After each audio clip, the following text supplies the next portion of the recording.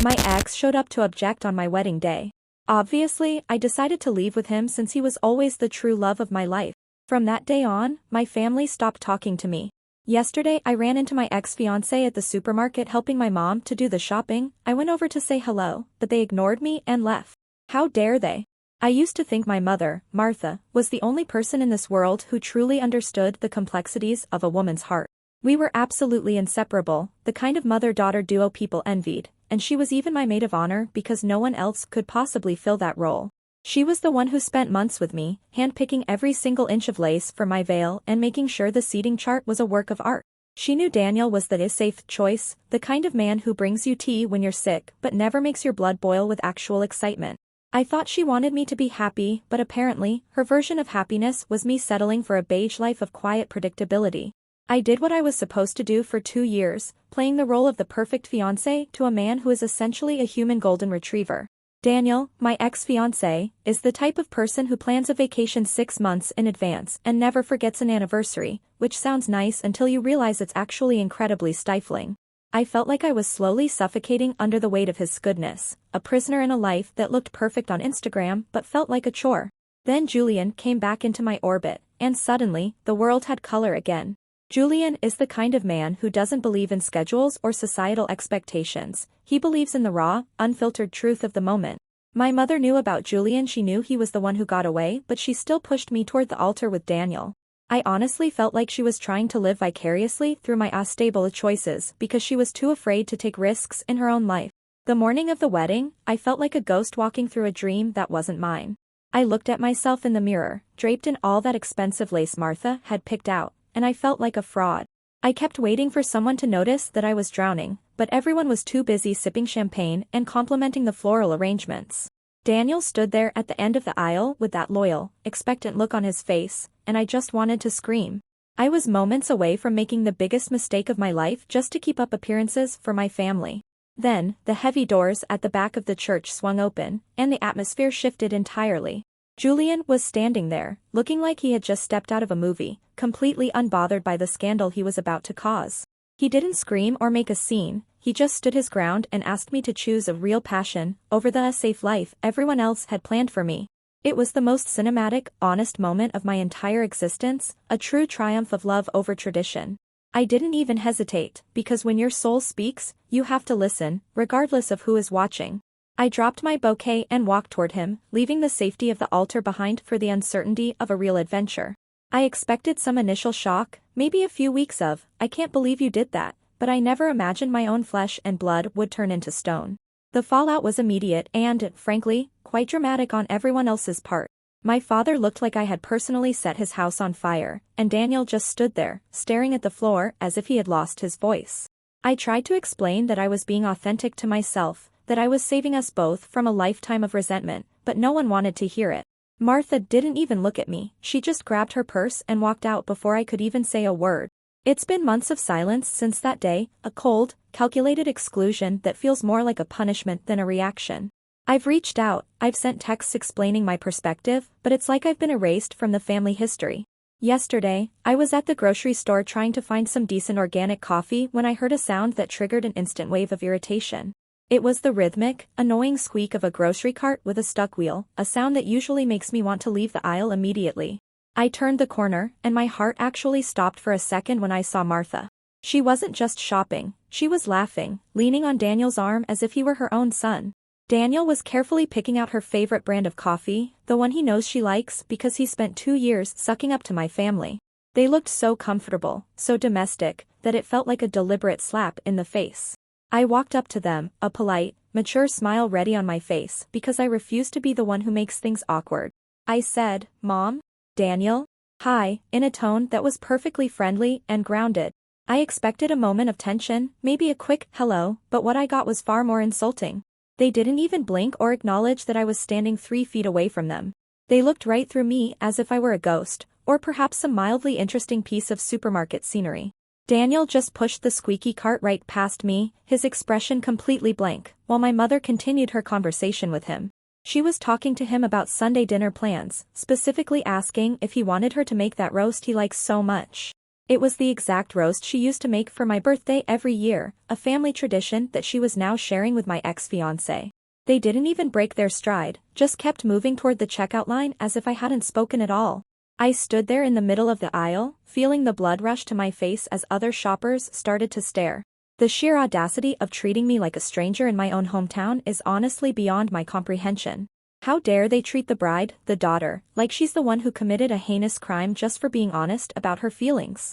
I didn't kill anyone, I simply chose a life that felt real over a life that was a lie. If anything, Daniel should be thanking me for not trapping him in a loveless marriage where I'd eventually end up hating him. My mother is being incredibly petty, using my ex to punish me for not following the script she wrote for my life. It's a toxic level of manipulation, trying to replace me with the man I rejected just to make a point. I am a grown woman who made a brave choice for her own mental health and happiness. The fact that they can't see the beauty in that cinematic moment says more about their own narrow-mindedness than it does about me. They are acting as if I'm some villain in a soap opera, when in reality, I'm the only one who had the courage to be truthful. I went home and cried, not because I regret Julian, but because I'm surrounded by people who value social contracts more than human emotion. This isn't how a family is supposed to act. It's a cruel, coordinated effort to make me feel small. Main story comments. Anonymous user 1 says, "You literally left a man at the altar after 2 years of planning and now you're offended that your mom likes the guy who didn't humiliate her in front of the entire town? The lack of empathy here is staggering." OP's reply, "I was being authentic to my soul, which is more than most people can say. Daniel should be grateful I didn't lie to him for 50 years, that would have been the real cruelty." Anonymous user 2 says, "Your mom didn't lose a daughter, she gained the son you didn't deserve. Watching you play the victim after nuking everyone's life is wild." OP's reply, "She is being incredibly petty and using my ex to punish me for having a life. It's toxic to replace your own blood with a stranger just because you're mad at a choice they made." Update 1. It's been 2 weeks since that humiliating encounter at the supermarket, and the silence from my family has only grown louder and more oppressive. I finally broke down and tried calling my brother, thinking he might be the voice of reason in this sea of overreactions. He picked up, but before I could even finish my sentence, he told me I'm dead to the family until I give Daniel a formal apology. Apologize for what exactly? For not marrying someone I didn't love? It's absurd to demand an apology for a personal emotional realization that I couldn't control. My brother has always been a bit of a traditionalist, but this level of hostility is just plain immature. While they're busy ignoring my calls, I found out through some mutual friends that Daniel has been over at my parents' house every single weekend. Apparently, he's been fixing the porch and hosting barbecues as if he's already moved into my old bedroom. He's literally squatting in my spot in the family hierarchy, playing the role of the perfect son they always wanted. It feels like a calculated move on his part to stay relevant and keep my parents on his side. He knows exactly what he's doing, and it's frankly a little pathetic how he's clinging to a family that isn't even his. My parents are falling for it hook, line, and sinker, which is the most disappointing part of all. Julian says I should just ignore them and focus on the new beginning, but he's barely home anyway these days. He's been spending a lot of time at the studio or wandering the city to find inspiration for his next project. When he is home, he's often distant, saying he needs space to process the weight of our shared sacrifice. I don't understand why he's the one who needs to process things when I'm the one being shunned by everyone I've ever known. It's like he doesn't realize that I gave up everything for him and now I'm the one dealing with the social fallout. I try to talk to him about it, but he just gets that glazed look in his eyes and says I'm being too focused on the material world. I spent most of Tuesday afternoon looking through old photos of us, trying to remember why I thought this would be easier. In every photo, my mother is smiling, Daniel is looking at me with that puppy dog devotion, and I look like I'm wearing a mask. I know I made the right choice, but the way they've all banded together against me feels so unfair. They've formed this little club where Daniel is the hero and I'm the monster who ruined everything. It's as if they've forgotten every good thing I ever did for them over the last 25 years. One a mistake, if you can even call being honest a mistake, and suddenly, I'm public enemy number 1. The porch Daniel is fixing is the one I used to sit on every summer, and the idea of him out there with my dad makes my stomach turn. My dad was always so proud of that house, and now he's letting a stranger do the maintenance that I should be involved in. It's a deliberate attempt to show me that I'm replaceable, that my presence wasn't as vital as I thought it was. They are trying to rewrite the family narrative to exclude me entirely, and it's working. I feel like I'm watching my own life being lived by someone else from a distance. It's a surreal and deeply hurtful experience that I wouldn't wish on anyone. I tried to send a gift basket to the house for my mom's birthday, just a small gesture to show I still care. It was returned to the sender 3 days later, unopened, with a note from my dad saying no thank you. They won't even let me be kind to them, which shows just how deep their resentment goes. It's not about the wedding anymore, it's about their need to control me through isolation. If I don't follow their rules, I don't get to be part of the family at all. It's a very binary, us versus her, mentality that leaves no room for nuance or forgiveness. Julian says that their reaction is just a reflection of their own vibrational limitations, and that I shouldn't take it personally. It's easy for him to say when his family lives halfway across the country and doesn't even know what's going on. I'm the one who has to see my ex-fiancé's car in my parents' driveway every time I drive past that side of town. I'm the one who has to deal with the awkward silences when I run into old family friends at the park. It's exhausting to be the only one who understands the truth of the situation. I feel like I'm living in a parallel universe where up is down and honesty is a crime. I've started avoiding that part of town altogether, which feels like I'm letting them win, but I can't handle the sight of them together. It's too much to process, seeing the man I rejected being embraced by the people who are supposed to love me unconditionally. I keep waiting for the vibe to clear up, as Julian puts it, but it only seems to be getting thicker. I'm stuck in this limbo where I have the man I want, but I've lost the life I knew. And no one seems to care how much that hurts, especially not the people who caused it. I just want my family back, but apparently, the price of admission is an apology I'm not willing to give. Update 1 comments. Anonymous user 1 says, so that true love who interrupted your wedding is already making excuses to leave and needs space? Talk about a predictable outcome for a guy who lives for the drama but hates the dishes. OP's reply, Julian is an artist. He processes things differently than boring, linear people like Daniel. He's sensitive to energy, and my family's negativity is a lot for anyone to handle. Anonymous user 2 says, Daniel is there because he's a good person who actually cares about your parents. You're out because you proved you're not. It's not a squatting if you're invited in. OP's reply, I am a great person, I just value emotional honesty over social contracts. Daniel is just using his good guy persona to manipulate my parents while I'm at my most vulnerable. Update 2. It's been 1 month since my last update, and I wish I could say things are looking up, but they've only become more complicated and insulting. Things with Julian are, well, complicated is the only word that fits right now. He still hasn't found a job, claiming that the vibe of this entire city is tainted by my family's negativity and it's blocking his creative flow. I'm the one paying for the groceries and the rent on our tiny place while he spends his days meditating or talking to other creatives online. I try to be supportive, but it's hard when I'm working double shifts just to keep us afloat. I thought we were going to be this power couple, living this vibrant life, but right now I'm just a glorified bank account for a muse who never speaks. But the real insult, the thing that actually made me scream at my phone, happened last weekend. My sister, who has always been the perfect one, posted a whole carousel of photos from her birthday dinner. I wasn't invited, obviously, but what I saw in those pictures was enough to make my blood boil. There was Daniel, sitting in my usual chair at the head of the table, carving the roast like he's the patriarch of the family. He looked so smug, so comfortable, surrounded by my parents and my siblings as if he belonged there. My mother was even seen in one photo raising a glass to him, her face glowing with a pride she hasn't shown me in years. The caption of the post was the final blow, celebrating with the people who truly show up.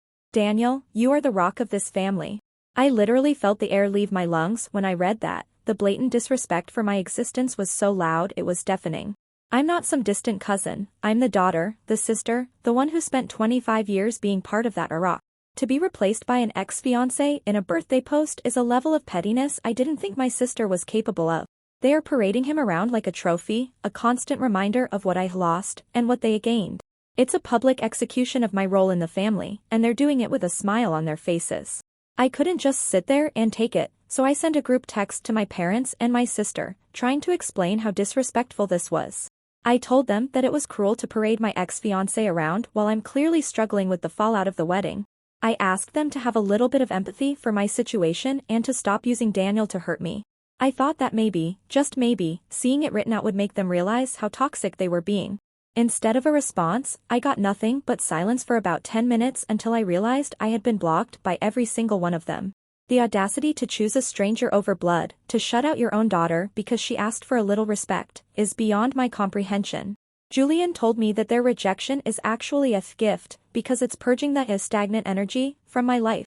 He said I should be happy that I'm no longer tied to people who don't appreciate my vibrant spirit. I want to believe him, I really do, but vibrant spirits still need to pay the electric bill, and it's hard to feel gifted when you're being treated like a pariah. I feel like I'm being punished for being the only person in that family who had the guts to be honest. They would rather live a lie with Daniel than accept the truth with me, and that is the most heartbreaking part of all. They are choosing comfort over character, and they're making me pay the price for it. I saw another post today, this time from a family friend, showing Daniel helping my dad clear out the gutters. It's like he's everywhere, a ghost that won't go away, a reminder of the life I'm supposed to be having. He's playing the role of the dutiful son-in-law to a family that isn't even his, and my parents are eating it up. It's a very clever strategy on his part, making himself indispensable so that they never have to think about me. He's effectively erased me from their daily lives by being a better version of me. It's a cold, calculated move, and I hate that it's working so well. Every time I try to talk to Julian about how much this hurts, he just tells me that I'm looping and that I need to break the cycle. He doesn't seem to understand that it's not a cycle, it's a constant, ongoing assault on my identity. He gets annoyed if I'm sad for too long, saying that my heavy energy is making it hard for him to work on his art. I feel like I'm walking on eggshells in my own home, trying to be the inspiring partner he needs while I'm falling apart inside. It's a lot of pressure to be someone's muse when you're being treated like a villain by everyone else. I'm starting to wonder if I'm just a character in his story rather than a partner in his life. I'm stuck in this tiny apartment with a man who won't work and a family that won't speak to me, and somehow I'm still the bad guy. I've done everything right according to the rules of following your heart, but the reward has been nothing but isolation. I keep waiting for the moment where it all makes sense, where the passion outweighs the pain, but it hasn't happened yet. I just want one person to look at me and say, I understand why you did it, and I'm on your side. But it seems that person doesn't exist in my world anymore, except for Julian, and he's too busy processing to actually listen. I've never felt more alone in a room full of my own choices. Update 2 comments. Anonymous user 1 says, you traded a provider who actually helped your family for a parasite who won't get a job because of the vibes, and you're mad at the roast? The math isn't mataying, Lucy. OP's reply, Julian is a free spirit, and his contribution to the world is more than just a paycheck. Money isn't everything, though a little support from my parents would be nice instead of them spending it on Daniel. Anonymous user 2 says, Daniel is the rock. He's there doing the hard work while you're busy being a vibrant spirit. You're not the earthquake, you're just the debris. OP's reply, that's a very dramatic and unfair comparison. I've contributed plenty to my family over the years, and one personal decision shouldn't erase an entire lifetime of being a daughter. Update 3. It's been 2 months since my last update, and I finally reached my breaking point with the whole situation. I decided that if I couldn't have my family back, I at least deserved to have my childhood memories, so I went to my parents' house to demand my photo albums. I didn't call ahead, because I knew they wouldn't answer, and I didn't want to give them time to prepare another rejection. As I pulled up, I saw Daniel's car in the driveway, the same car I used to ride in every weekend, the one we used for our engagement photos. Seeing it there, in my spot, felt like a physical blow to my chest, a reminder that my life had been completely hijacked. I stood on the porch for a long time before I could bring myself to knock, feeling like a stranger in a place that should be mine. When I finally knocked, it wasn't my mother who answered, but my dad, and his face was completely devoid of the warmth I grew up with. He didn't even invite me in, he just stood there with the door half open, as if he were guarding the house against an intruder. He didn't ask how I was or if I needed anything, he just handed me a large, pre-packed box that was sitting right by the door. Here's your stuff, Lucy. Daniel helped us organize it so you wouldn't have to stay long, he said in a voice that was flatter than a dial tone. He didn't even give me a chance to argue or ask for a glass of water, he just handed me the box and waited for me to leave. It was the most cold, calculated move I've ever experienced from my own father. I could see past him into the kitchen, and what I saw there felt like a scene from a life I had been edited out of. There was Daniel, wearing one of my dad's old aprons, helping my mom with the dishes and laughing at something she said. They looked happy, truly and deeply happy, in a way that felt entirely peaceful and settled. They looked like a family that had finally trimmed the dead weight and was finally enjoying the space that was left behind. It was as if my absence had actually improved their lives, a realization that made me feel more insignificant than I ever thought possible. They didn't even look toward the door, they were too busy being a family with the man I had humiliated. I walked back to my car with that heavy box, and I cried the whole way home, the kind of deep, ugly sobbing that makes your chest ache. I felt like I had been officially evicted from my own history, handed a box of scraps, and told to move on. When I finally got back to the apartment, I was desperate for some kind of comfort, some kind of validation from Julian. I needed him to tell me that I was right, that they were the crazy ones, and that we were going to be okay. But when I walked through the door, the apartment was eerily quiet, and the air felt different, lighter in a way that made my stomach drop. Julian wasn't there, and his few belongings were gone, leaving the space looking hollow and abandoned. There was a note on the kitchen counter, written on a piece of scrap paper in his messy, artistic handwriting. He said that a pressure of my family drama was killing his muse and that he couldn't create in such a toxic, low-vibrational environment. He told me he had moved back to his coastal town to reconnect with the ocean and find his creative spark again. He didn't even say goodbye in person, he just left a note and disappeared, leaving me with the rent and the fallout of a choice I made for him. I gave up my entire world for a man who couldn't even handle a few months of me being sad about my family. It's the ultimate betrayal, abandonment that feels like a punch to the gut after everything I've already lost. I sat on the floor of that empty apartment and realized that I am now completely and utterly alone. I have no family, no fiancé, no a true love, and a box of childhood photos that I don't even want to look at right now. The cinematic triumph I thought I was living has turned into a tragedy of my own making, and I have no one to blame but the people who wouldn't support me. Julian's amuse was apparently more important than our relationship, and my family's rock was more important than their own daughter. I am the only one who stayed true to the plan, and I'm the only one who has nothing to show for it. It feels like a sick joke, a cosmic prank played on someone who just wanted to be honest. The box my dad gave me is still sitting by the door, and I haven't been able to bring myself to open it yet. I know it's just full of things that remind me of a person I'm not allowed to be anymore. I feel like I'm grieving someone who is still alive myself and no one is coming to the funeral. Even the people who are supposed to love me are busy celebrating with someone else, eating the roast I used to love and laughing in the house I grew up in. They have successfully replaced me, and they did it with the help of the man I thought I was saving, by being honest. It's a level of irony that is almost too much to bear, a bitter pill that I have to swallow every single day. I tried to call Julian, but his phone is disconnected, and he's blocked me on all social media, just like my family did. It's a coordinated blackout, a total erasure of my presence from everyone's life at the exact same time. I'm living in a studio apartment that I can't afford, surrounded by the ghosts of decisions that seemed so right at the time. I keep waiting for the vibe to clear up, but the only thing that's clear is that I've been discarded. I am the dead weight that they finally trimmed, and they all seem much lighter without me. It's a devastating realization, and I don't know how I'm supposed to move forward from here. Update 3 comments. Anonymous user 1 says, I told you so. The guy who interrupts a wedding is never the guy who stays to help with the dishes. You traded a rock for a cloud and now you're surprised it rained. OP's reply, he just needs time to find his center again. He'll be back once the vibe clears up and he realizes how much we've been through together. He's just sensitive. Anonymous user 2 says, they were literally waiting for the day you'd show up just to get rid of you faster.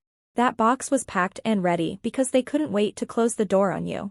OP's reply, it's a cold, calculated move designed to make me feel small and insignificant. My father should be ashamed of himself for letting Daniel dictate how he treats his own daughter. Update 4. It's been 3 months since my last update, and the boomerang of my choices has finally returned and hit me squarely in the face. I'm currently living in a tiny, depressing studio apartment that smells like old carpet and desperation, and I'm working 2 jobs just to make ends meet. I saw a post today on a local community page because I'm still blocked by my family and it was the final nail in the coffin of my old life. Daniel is officially the executor of my parents' estate, and he's moving into the guest house on their property to help them as they age. They've legally adopted him into their lives in every way that matters, while I've been relegated to a footnote in my own family history. They have created a world where he is the son they always wanted, and I am the mistake they've successfully corrected. It's so incredibly unfair that the man I humiliated is now living the exact life I was supposed to have, with the parents who were supposed to be mine. I threw away everything, my reputation, my home, my family for a movie moment, with a man who couldn't even pay a single month's rent before running away. I was the heroine of my own story for about 5 minutes, and now I'm the villain in everyone else's story just because I chose myself over a lie. I look at my life and I see a series of honest decisions that led to a dishonest result, and I don't know how to fix it. Daniel gets to be the hero, the IROC, the dutiful caretaker, while I'm the vibrant spirit, who is currently eating ramen in a room with no view. My parents look younger in the photos I see, more relaxed, as if the earthquake of my departure finally settled the ground into something they actually like. They are happy without me, and that is the most painful truth I've ever had to face in my entire life. I thought I was indispensable, I thought our bond was unbreakable, but it turns out I was just a placeholder for a better version of a daughter. They didn't want me, they wanted the safe life I was providing, and when I stopped providing it, they found someone else who would.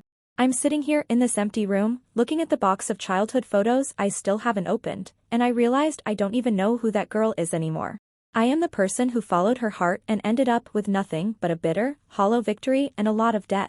I'm the one who was honest, and yet I'm the one who is being punished as if I committed a crime against humanity. It's so profoundly unfair that being true to yourself can cost you everything you've ever loved.